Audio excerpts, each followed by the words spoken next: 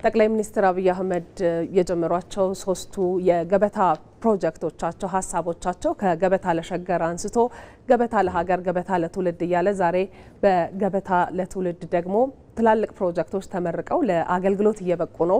በገበታ ለሸገርና በገበታ ለሀገር የተመረቁ ፕሮጀክቶች የኢትዮጵያን የቱሪዝም ዘርፍ እድገት እጅግ ያጠናከሩና አዳዲስ እይታን የፈጠሩ ነበሩ። እንደሚታወቀው አሁን ደግሞ የገበታ ለትውልድ ፕሮጀክቶች በተለይ ቀደም ብሎ የተመረቁ ሁለቱ አሉ። የደንቢ ኢኮሎጅ እንዲሁም የሸበሌ ሪዞርት ሶማሌ ክልል ላይ ያለው ዛሬ ደግሞ ይህ ሎጎ ሀይቅ ሪዞርት እንዲሁ ተመርቆ ለአገልግሎት ክፍት ሆኗል።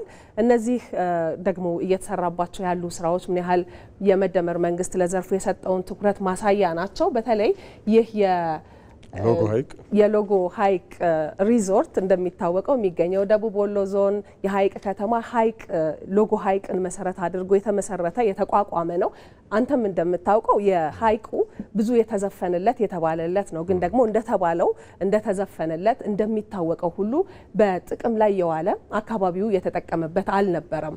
አሁን ግን ያንን ውበቱን በመግለጥ ረገድ ነው ሰፋፊ ስራዎች የተሰሩት እና ምን አለው የሚለውን በተወሰነ መልኩ መሰረተ ልማቶቹ ምን ይመስላሉ የሚለውን እንመልከት።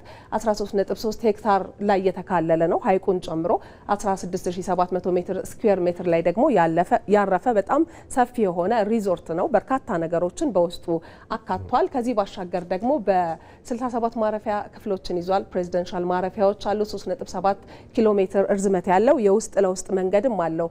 ሰፊ ነው። ቀደም ሲል ያነሳ ነው ቁጥር አይደል። ስለዚህ ሰዎች ውስጥ ለውስጥ መንቀሳቀስ ሲፈልጉ በደንብ እንዲንቀሳቀሱ የሚያስችል መንገድም እንዲሁ ተገንብቶለታል። በሌላ በኩል ደግሞ ይህ ሎጅ የሄሊኮፕተር ማረፊያ ጭምር የተገነባለት ነው። በሄሊኮፕተር ቦታው ድረስ መሄድ እንፈልጋለን የሚሉ ሰዎች ካሉ እዛ መሄድ ይችላሉ።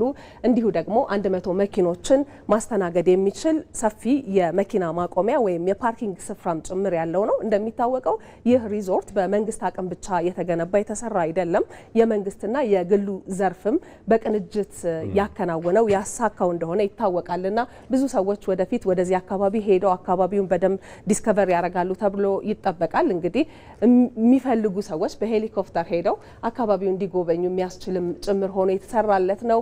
ዝግ የሆኑ የስብሰባ አዳራሾች እንዲሁ አሉት። 350 ሰዎችን የሚያስተናግድ ደግሞ ትልቅ አዳራሽ አለው። እንደምታውቀው ብዙዎች ስብሰባዎቻቸውን ወጣ ብለው እንደዚህ የሚያማምሩ ቦታዎች ላይ ቢያደርጉ አእምሯቸው ተነቃቅቶ ቆንጆ ሀሳቦችን አንስተው በደንብ ኢትዮጵያንም አውቀው እንዲመጡ የሚያስችል ነው። ስለዚህ ይሄ ሁሉ የተካተተበት ነው። እስከዛሬ ድረስ እዛ አካባቢ ላይ የነበረው በተለይ ሀይቁን መሰረት አድርገው መሰራት የነበረባቸው ስራዎች ሳይሰሩ ቀርተው ዛሬ ግን በመደመር መንግስት በጠቅላይ ሚኒስትር አብይ አህመድ ደግሞ ሀሳብ አመንጭነት ይህ ቦታ ተሳክቶ እንደዚህ ያማረ ሆኖ ለምረቃ በቅቷል።